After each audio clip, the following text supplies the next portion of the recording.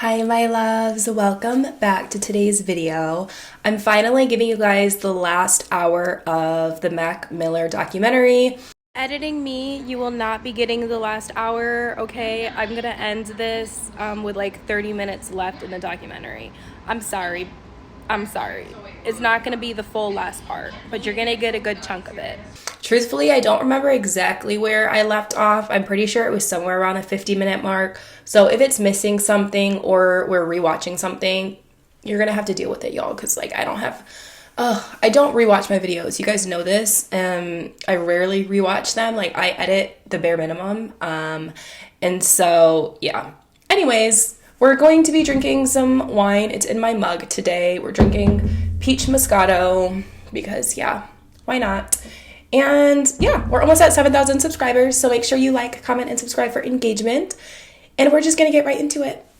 Don't always need some really awesome chords. I remember these chords being kind of simple. If by chance this is my grand finale, then bury me in Allegheny County. Part of the mentality was like, if I die when I leave this room, because that was my fear, was like, I won't survive in the world. I will survive in this little room called the sanctuary that I'm okay in, and I hate everywhere else. So I did not leave.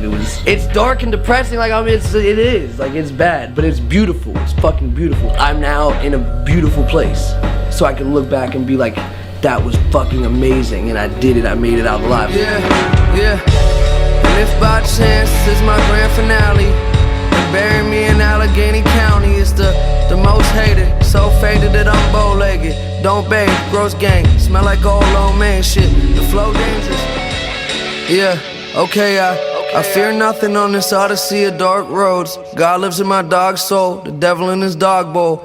We are the prophets. Jesus was a poor sporty Buddha Nostradamus. Turned water into wine, but he loved the gin and tonic. Had skeletons in his closet.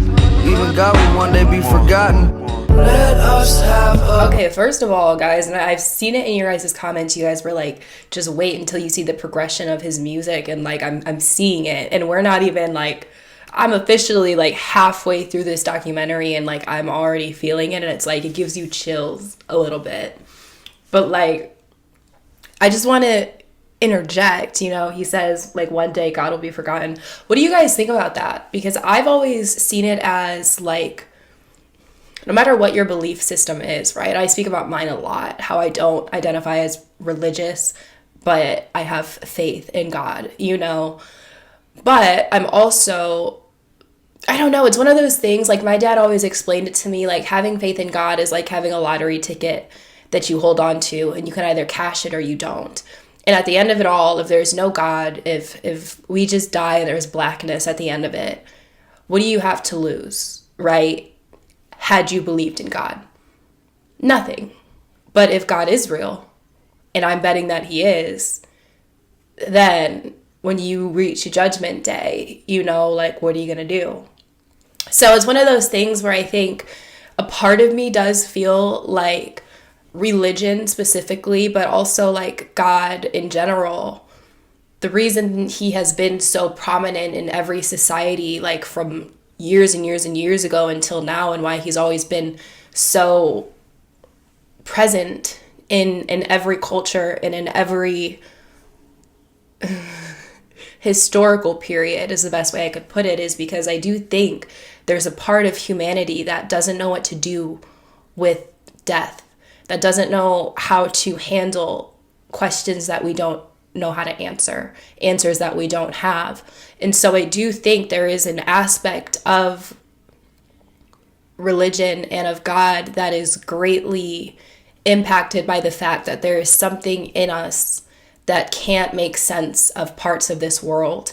And I think in a lot of ways, like humans are very much like,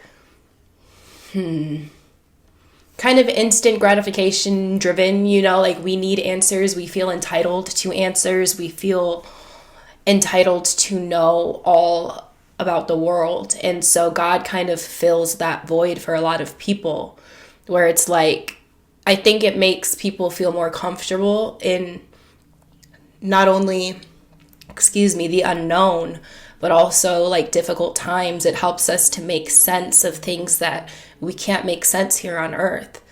You know what I mean? But I just genuinely feel like God will never be forgotten, because at the end of the day, like, I don't think there's ever going to be a group of human beings that aren't going to forever be looking for that part of life that we can't explain. And I do think that God has those answers. I think when we die, personally, I think when we die and we go to heaven, if you go to heaven, I think that those answers are revealed. I don't think we'll have questions. I think, though, that's the beauty of life, is the unknown and not knowing. You know, like the ocean, for example, the bottom of the ocean, there's so many things that we don't know. And I don't think that's a bad thing. I don't think that we should necessarily actively be trying to find, you know, what's at the bottom of the ocean, what kind of creatures live there, you know, like, I don't think that's for us to know, because look at everything that humanity has touched and the way that we break it, the way that we mistreat it, the way that we destroy it. I think in a perfect world, we would be satisfied just living in the now and not needing those answers. And I think it's just, I don't know. I'm curious on your guys' thoughts, because obviously I have a lot of different kinds of people who subscribe to this channel, some religious, some not, some really don't give a fuck. I'd like to know what you guys think. Grand finale, the world will be just fine without me. Now got a smile on his face. It's going down, we going out with a bang. Are you ready for the fireworks? It was a solid night till the fireworks.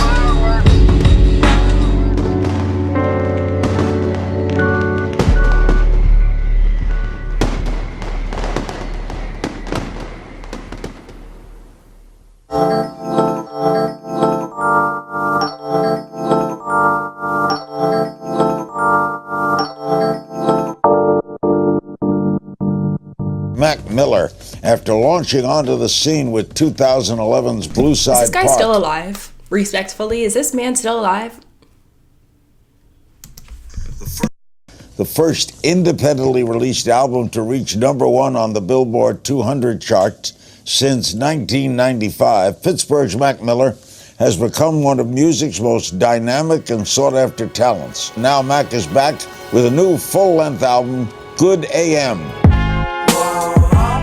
Brother Malcolm, Pittsburgh in the house. How you feeling out there, everybody? We good? Your best album, man. The album? This album, See, look, man.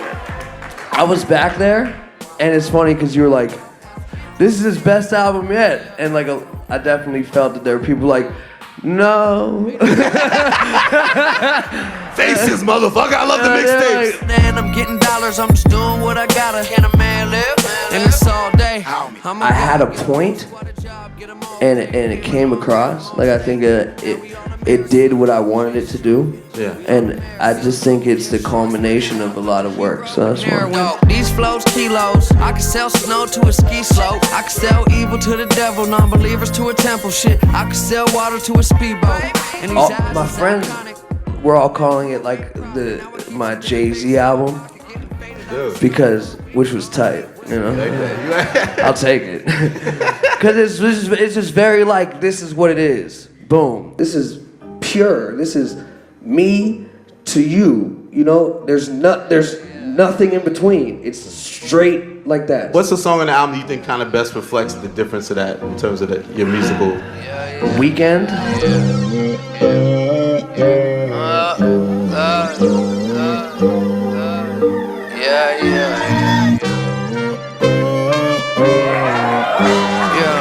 You like that song, that Miguel guy. That Miguel guy, dude. got a little bit of money filling my pockets.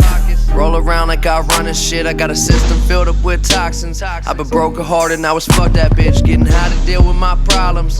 Fucking bitches getting drunk and shit, but these bitches getting obnoxious. Ain't nothing to me though, I love this shit. Go long days. Weekend I love because the hook just feels like a release, right? Like the verses are very like talking about, you know, different negative emotions and thoughts and things like that.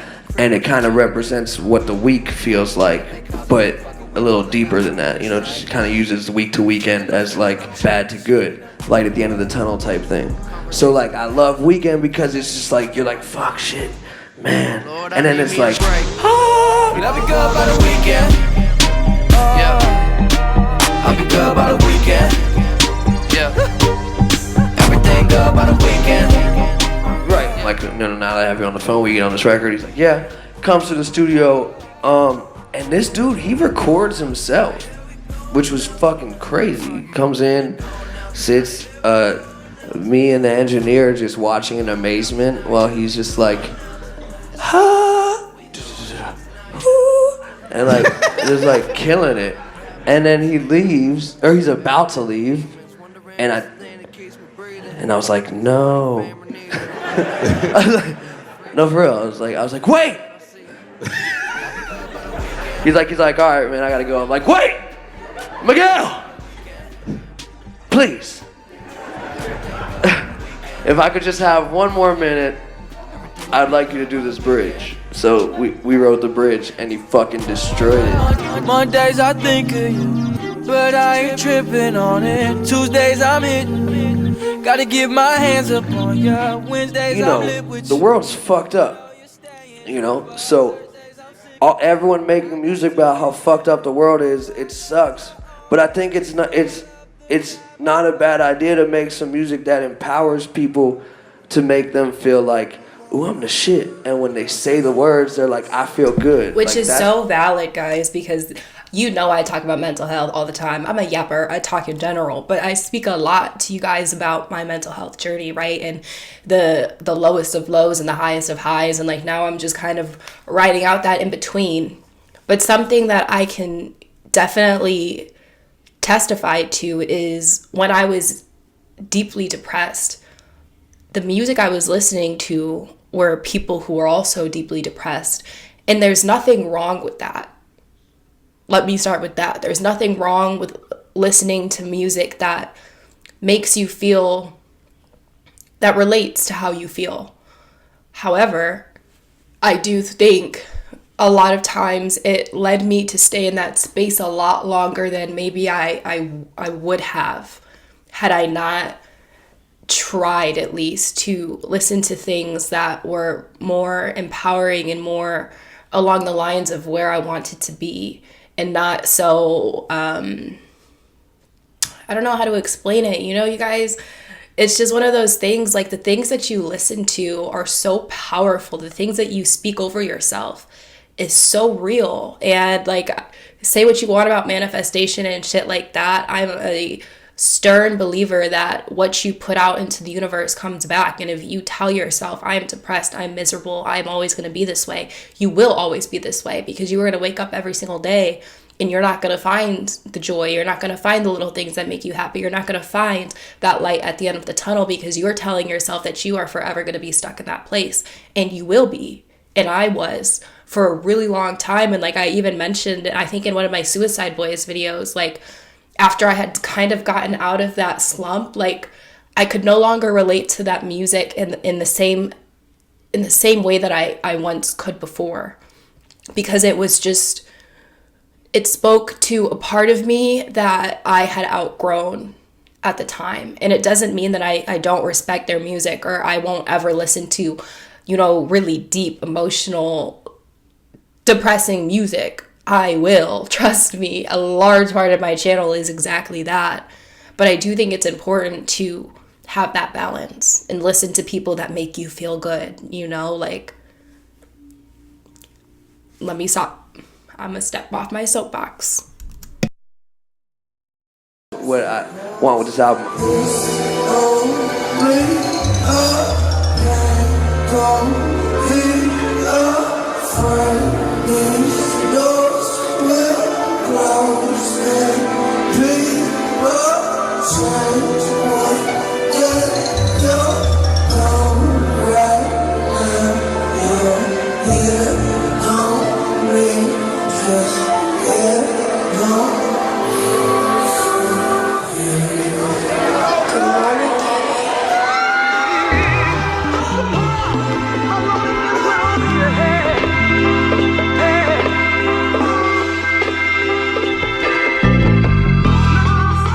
I want people to to listen to the shit, drive in their car, and rap along to it.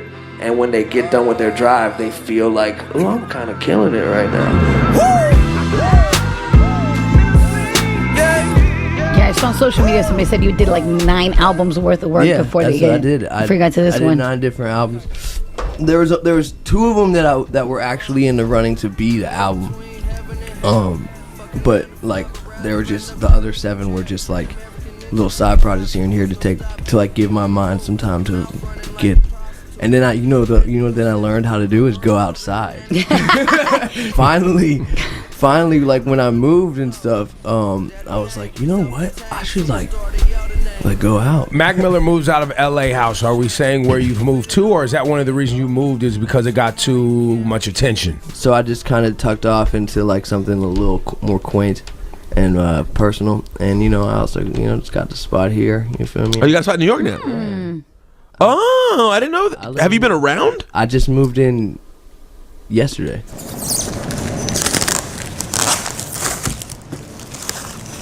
Damn, Mac Miller's super lonely in New York. Nobody lives with him. Just him and his 2 cats. See, in my old days, I would hire someone for this, but I'm trying to get real life experiences. Which I think is like honestly so admirable, because I think there's a lot of people who like come into money and fame and you become really detached from reality. And it's no judgment, because I probably would for a good amount of time too if I just one day woke up and had this fandom of people surrounding me and had this impact in an industry that I never had before. But I think just like from the beginning of this documentary until now, like one thing about Mac Miller that I'm realizing is like he's real. Very real. And like that's not something that is easily said. You know what I mean? It's not something that's easily done either. And like this seems like a regular thing, like wow, man is moving himself into his own house. But like come on, like it's little things like this that keep you grounded in where you came from and who you are, and being able to actually relate to real fucking people. My own U-Haul. Everyone's got to grow up sometime. If you don't know Mac Miller, you don't know his music. And that this right here is kind of a bucket list thing. I'm dropping an album, back in Pittsburgh with the people that I love seeing every day. This is my favorite time dropping an album ever because it's the most Pittsburgh centralized it's ever been. So we're like we're doing everything for the city. As it should be. It should always be for the city, Sounds like a morning drive through Pittsburgh when it's a little gray and foggy out, and then it gets bright. Yeah. Thank you. I think you're great. Winning the game.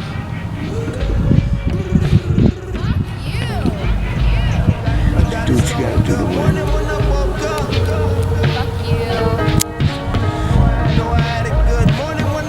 Man, been in this game for a year, Made $1 million deals in the golf course.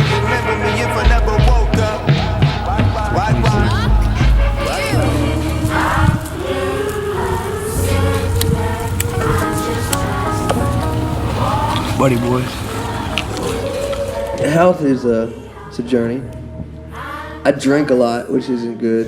You like that whiskey, that Jameson? Yeah, well, it's how it's like how I sleep a lot of times. Just me in bed with a bottle of Jameson. But it's actually easier for me to not relapse and get high on the road because there's too much positive energy. How am I gonna work 2.5 years on an album, put it out, it goes great, and then I'm gonna fuck up a tour because I have some time in a day, so I want to get high? There were darker times for you, right? Your last tape, Faces, right? Yeah. Did you have a problem in life? I had a drug problem, for a long time. It wasn't just in music, but I definitely was going through a drug problem and and I think it was more my state of mind. I was just pretty depressed. You're struggling, you're not depressed. Right. You're successful, you're depressed. You know, it's funny because you talk to people and they say, you know, what do you have to be depressed about? You have money and da da da da. You know, I think what was, you know, I'm 18, 19 years old, going through this for the first time, doing it very differently. And I think what is usually just that moment in someone's life where they're trying to figure out who they are and what their identity is, it just gets magnified, you know, and it becomes a bigger thing because fame is tricky because you read what's said about you, then you know what you know to be true, and the lines start to blur. I just went through a long period where it was, you know, I didn't wake up very happy. You know, I had... Which I think is, like, sad. It's really sad. And I think that's why, you know, as just consumers and people who get to, like, sit back and look into the lives of famous people, there's this level of understanding that we will never have. And, like he said, it's easy. You know, people will look at you and think you've got all of this, you've got money, you've got fame, like, what is there to be depressed about? Well, shit, like, life. Like, just because you're famous doesn't mean life stops doing what it fucking does, you know? And, like, I've spoken about this before, how, like, I hate your whole goal in life should be to be happy, and, like, happiness is, like, the ultimate. Like, I don't believe in that, because life comes and fucks you sometimes. Like, that's just what it is. Like, it comes and goes in waves, and, like, there are highs and there are extreme lows, and that doesn't stop just because you wake up rich one day. But I think what does happen is you no longer have the same level of support that you would have had you not walked into all of this. And I think it's really fucking sad at the end of the day, because Mac Miller was still Mac Miller. Despite the level of fame and hierarchy he reached, he was still Mac Miller. He was still a person with feelings and emotions and mental health struggles the same way everyone has them. But I think a lot of famous people, like, get, I don't want to say looked down upon, but it's almost like their problems are seen as less important because of what? Like, that's what I'm trying to figure out. If anything, I think it would be more difficult. Because, sure, I've been through my fair share of shit. You guys have been through your fair share of things. Imagine a huge amount of people who just want and feel entitled to so much of you. And you put yourself in that space, right? Because at the end of the day, like, that was your goal, to be successful and to reach people. And you do that. But then once you do that, you, in a way, develop this parasocial relationship with everyone, and you no longer have that genuine connection where you have something to provide that the people want. And that's really where I think the lines do get blurred. Because sure, there are people out there who actually give a fuck about the mental health of these famous people, but a large majority don't. They want new albums, they want new music, they want tours, they want this, they want that. And it's like, when do you get time to fucking breathe, to deal with the things that you want outside of this? But you're selfish if you decide that you want more than what you have built. If you decide that you want more than fame and fortune. And it's just sad. And I think that's why we see a lot of people, especially in the music industry, who fizzle out and shit. Like, I don't blame people for separating themselves from it all, because that sounds to me like a recipe for a very short life, whether it's overdosing or unaliving yourself, or simply just stressing yourself out to the point that the quality of life you live is no longer healthy, and you don't live a healthy long life. Because shit, like, how would you? Oh my gosh. I had, you know, a pretty rough morning.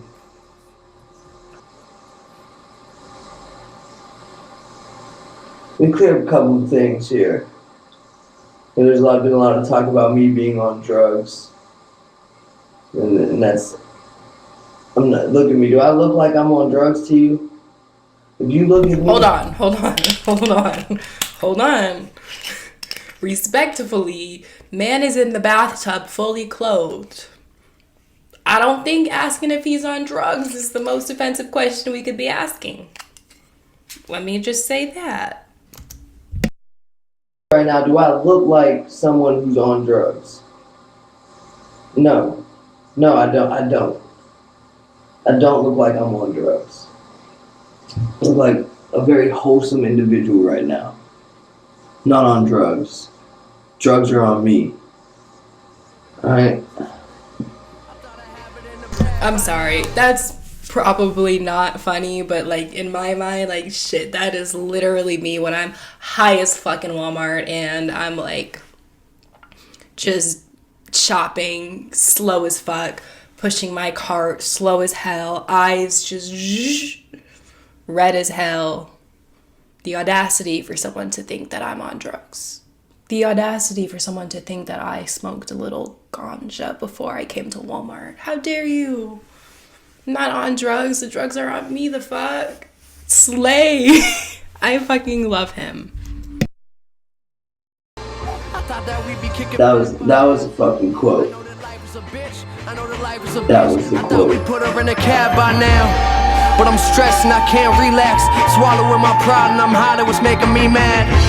Everybody saying I need rehab, cause I'm speeding with a blindfold on. It won't be long until they watching me crash, and they don't wanna see that. They don't want me to OD and have to talk to my mother, tell her they could've done more to help me, and she'd be crying saying that she'd do anything to have me back. All the nights I'm losing sleep, it was all a dream. There was a time that I believed that, but white lines be numbing them dark times. The pills that I'm popping, I need to man up. Admit it's a problem, I need to wake up. Before one morning I don't wake up. You make your mistakes never make you. I'm too obsessed with going down as a great one, but if you wait too long, they gon' find someone to replace you. So I guess this is a letter to all my brothers, most dope, that's forever. I'm sorry for pausing so much, but this man, I feel like, speaks facts in like every other 30 seconds of this documentary. And like that's such a hard struggle, because I can't tell you guys how many times I come on camera, right, with my bottle of wine, look empty now. Haven't finished it, but like I will. And like there are a lot of long nights where I wake up and I look and I see like all of the empty wine bottles like that I go through in a week. And I tell myself, no, like it's not a problem. No, like you don't have a drinking problem. You go to work, you do what you need to, you stay late, you come home, you make sure Arlo is taken care of, you go to sleep and you do it again every day. Like you don't have an issue because you can function. That's what I tell myself. But like I know deep down and intrinsically, there's something in me that feels the need to drink, that feels the need to get high, that more than just entertainment, right? Because at the end of the day, like I'm doing it by myself every day, whether it's wine or an edible or pre-roll or whatever. I'm putting substances in my body for a reason, and I can't keep telling myself it's just so I can have a little bit more fun. It's just so I can take some stress off. Like, I'd like to believe that. I really fucking would, but at the end of the day, like, how? And that's like a hard thing to have to talk to yourself about, because I probably, truthfully, guys, will still come on to this camera and drink wine and tell myself that that's normal, because I've normalized it and I've made it my everyday reality. And so I admire him for being able to have that conversation with himself in front of millions of people. But it's important because, like, it sits with a lot of us, you know? And like I get comments all the time like breathe air or drink water, and it's like, y'all, some of you don't fucking get it. You really don't. Like, if I don't know how to explain it, because like I hate to put it in a way where it sounds like I have a problem, but I think that is the problem. The fact that there's a part of me that knows what I'm doing is wrong and I still continue to do it. And I tell myself a million different things to justify it. And it's like, okay, like at what point do I wake up and decide like that's not normal?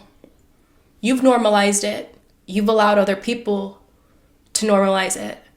But it's not normal and it's not okay. And I pray I get to that day where I can have a healthy relationship with all of it. Because I don't think drinking is inherently bad. I don't think smoking is inherently bad. But I think when you wake up and you depend on it to make your day a little bit better, you have a problem. And so fuck, maybe I have a problem. Shit, y'all. My gosh. Music I had done recently was a little darker and sad, depressing, if you will. And I wanted this album to kind of be a departure from that. How did you adjust to fame? Was it tough? Yeah, you know, I think you go on a, I can't believe I'm getting interviewed by you right now, by the way. This is so awesome. Anyway, stop it. I'm serious. All right, thanks, Q. Good to see you. Yeah, I'm working on the next record. There was a period in time where I was doing all these things, I got 4 albums and I'm about to drop, that was the thing. And the thing is taking me, I've made albums, full albums, and then been that's not it. You know what I'm saying? So I think a big thing was me, I had to get myself in a better headspace from, if you listen to Faces, so I got myself in a better headspace and now really trying to focus on what that next statement is and what I want to say to the world now that I have this platform. I'm excited to be working on another album. Need to tour again. Miss touring. This show just made me realize how much I love performing. I've been getting out of the house finally. I'm good. Everything's good here.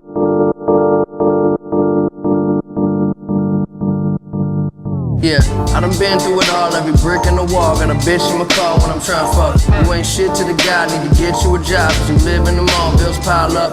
I'ma chill to the spot with a spliff up a lift to the lot, but I still ain't high enough. All the meals that I got, couple whiffs in the lot. There's a list to the top, you can sign me up. You can sign me up. You can sign me up. You can sign me up. You can sign me up. You can't bring me down, don't hold me down.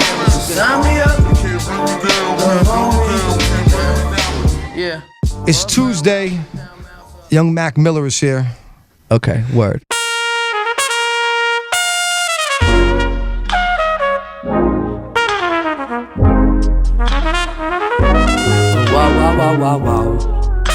Wow. His 4th album, The Divine Feminism. Feminine.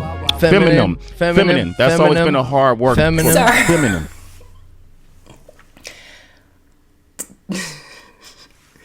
The divine feminine is not that difficult of a word. Feminine. The Divine Feminine. We got a special guest in the building, and this man's in love. Oh my God. Mac Miller. Hey. I listened to the Divine Femination. Feminine. Yeah. Femination. What is it? Feminine. Divine Feminine. It sounds like an evolution when you hear the album. That's the first thing I thought. This dude has evolved as a person, not just an artist. Which is, by the way, the most important aspect of what you just said is the most important aspect of the whole thing is evolving as a human being. Mm-hmm. That's what trickles down to everything else that you do. Yeah, hold on, wait a motherfucking second. I know you stressing, you don't gotta keep me guessing. I could try and evolve as an artist all I want, but if I'm not evolving as a human being first, it's gonna be a disconnect. 4th album. So at such a young age. I know. That's what I'm saying. I'm getting old, and I'm very, very grateful that I can continue to put out music and people still listen to it. Especially when you're evolving as well, because this album, The Divine Feminine, it sounds like a very mature album. This is something that, people hear from Mac Miller and say, this sounds very different to Good AM. Well, you stay just a little while back. I never want to make the same album twice. Mm-hmm. I'm grateful that people are interested in my life. Goated statement. I never want to make the same album twice. Like, please, I wish every fucking artist could take that piece of advice. Like, come on. I know I shit on mainstream artists a lot, right? But like, fuck. Like, DaBaby is a prime example. Huncho. I love Huncho. Actually, no, Huncho, he doesn't count because his albums are not all the same. But like DaBaby, for example, Meg Thee Stallion, Nicki Minaj, Cardi B, like, and don't get me wrong, there are more male artists. I just can't. The wine is in my brain right now, but like where every single song sounds the same, they rerun similar lyrics and just kind of put them in different orders, and it's like, how are you progressing? How do you expect to stay relevant for the rest of your career if all you keep doing is recycling the same shit over and over and over and over again? You know what I mean? Like, I don't know. It's just, I think that's what separates good artists from great, because you can make a song sound aesthetically pleasing, make it sound nice to listen to, make it a, nice bop, right? But what can you do in that next album? How are you going to make people excited about your next release? I think that's what a lot of mainstream artists these days struggle with, because they get so caught up in the now and in all of the views they're bringing in the present moment, and they think that same shit is going to be what everyone is interested in a year, 2 years, 3 years later, and we're not. Like, you're just not. Elliot Wilson's Crown interviews that he does. Okay. So they open up for the fans, and one of the fans is like, now that you feel that you've cured your depression, what emotion do you want to channel next in your next project? ooh, what emotion are you going to tackle next? And I was like, wow, what a great question. Whoa, that That's was what good. happens when you come to the crowd. That was good. I think the emotion is I really want to make more songs about love, I think. And then it sparked a whole entire album. I was like, love, I think I'm going to tackle. I can't keep on losing you over complications. Gone too soon. Wait. Current single right now is Dang, and the dude on the record with you, I don't think a lot of people are too hip to him yet. Talk a lot about Anderson .Paak. You just know when someone's next level with like their writing and musicality, and he's one of those next level people. Working with Anderson .Paak must have been cool. Yeah, man. He's just like such a beyond human being. Amazing. You know what I mean? And yeah, man. Bro, like that, I love seeing good people win. Dang, featuring Anderson .Paak. Yeah. Definitely very smooth. As soon as I heard it, like that music, I was in. Anderson's brilliant, man. Run away so fast, no my heart like gold, but it break like glass. No my shit get old and I act so young, baby you so cold, never had no son. You don't wanna grow up, you the Run away too fast. No, my heart like gold, but it break like glass. No, the shit get old and I act so young. Clever. Get home late, you don't trust me, baby. Way too drunk, you don't know what I'm saying. You can drive my car to drive me crazy. Complicated, got you frustrated. Every single night I keep you waiting. You say you don't care, that's what you're saying. We both know that's a bullshit.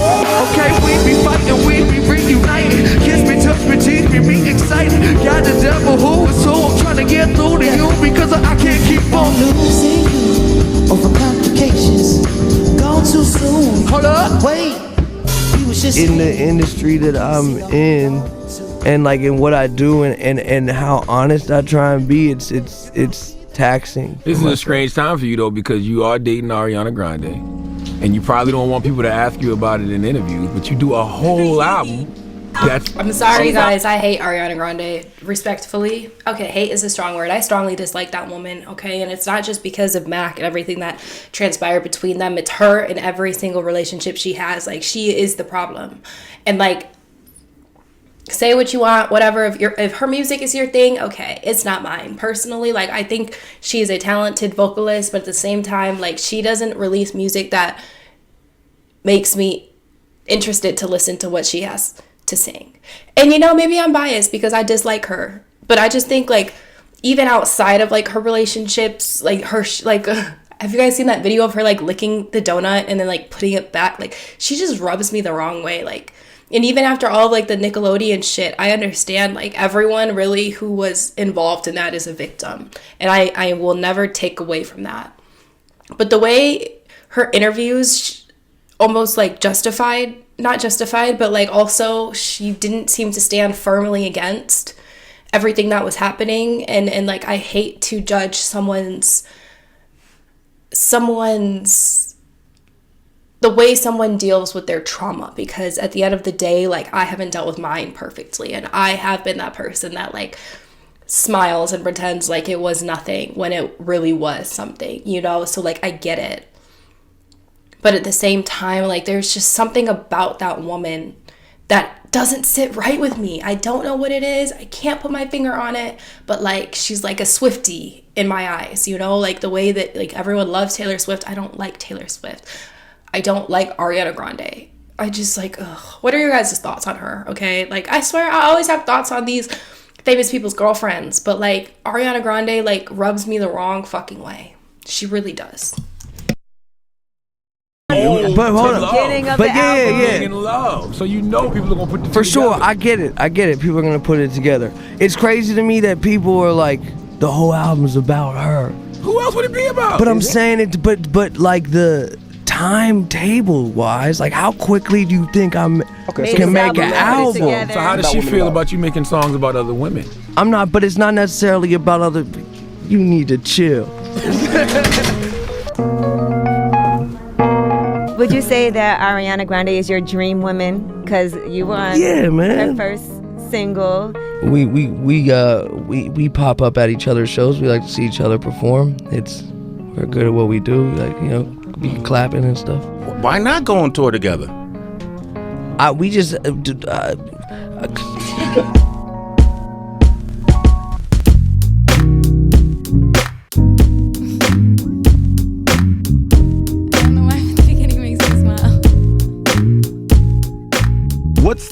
What's the final word? What do you want your fans to know or to realize after listening to this album?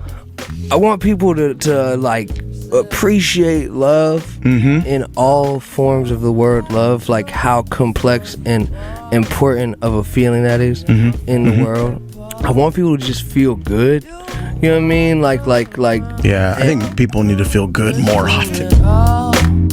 Like nobody gonna break your heart. It'll be alright, babe.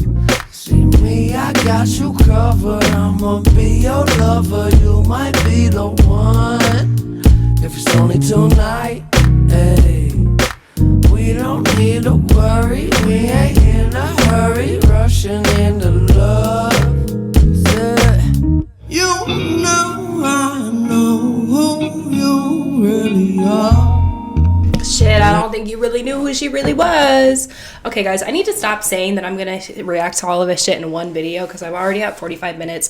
And I'm sorry, I just know that this screen recording is going to shit out on me in about 5 minutes. And so I need to end it here. Don't hate me, please. We have... quick math. 57. We have like 40 minutes left. 30 minutes left, maybe. I don't know. Do the math for me. But that was the next part of the Mac documentary. I think we stopped at a good part because they're about to get into the Ariana Grande-ish, okay?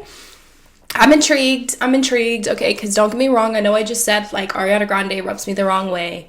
But I do think there was beauty in their relationship. And, like, for Mac Miller specifically, I feel happy for him for how happy he was with her at the time. And I can't take that from anyone. You know, I think that's beautiful. I think that their love was beautiful. I just like seeing Ariana Grande in her home wrecking ways and just like pick one person, be with one person. Like, I don't know, you know, maybe you guys have differing opinions on her. Let me know. We are going to actually react to the ends of this documentary in the next video. I love you all. Please remember to like, comment, and subscribe for engagement. Leave me recommendations down below. I don't get to them instantly, but I read all of them. I will get to it. Just give me a little bit of time, okay? Sis is working long fucking hours, okay? Give me some time and patience. Thank you for being here. I love you all so much. I will see you in my next video. Bye, guys.